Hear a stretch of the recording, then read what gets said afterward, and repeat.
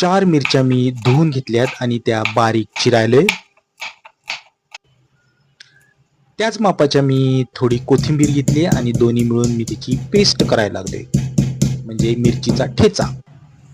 आता एक कांदा घेतलाय चिरून, एक टोमॅटो घेतलाय चिरून. आता ही 3 अंडी आहेत, ती एका बाउलमध्ये मी फोडायलोय.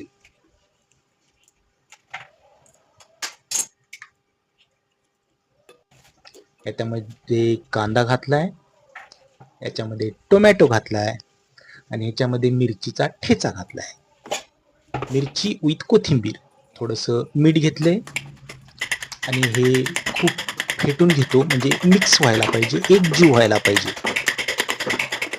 तर आपण बनवणार आहोत मिरचीचा ठेचा घातलेलं अंड्याची पोळी, ती वेगळी माझ्या पद्धतीने, झटपट आणि इन्स्टंट.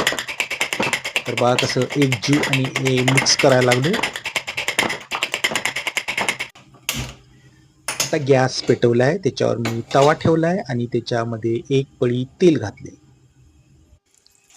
तेल तापल्यावर त्याच्यामध्ये हे सगळं मिश्रण व्यवस्थित पसरून घेणार आहे.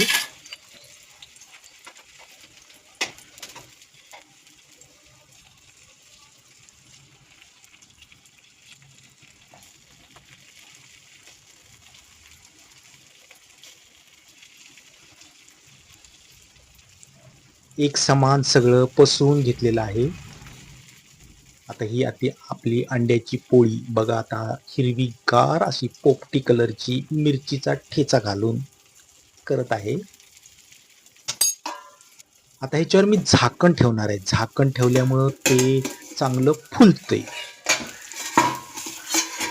काही काही जण ऑमलेट करताना झाकण ठेवत नाहीत, पण मी झाकण ठेवून करतोय. आता पलटी मारूया, पण मला जमत नाही, कारण की मी केव्हा पण अंड्याची पोळी पलटी मारायला गेलं की मोडते माझ्या हातून, आणि आत्ता पण व्हिडिओ करताना तसंच झालं.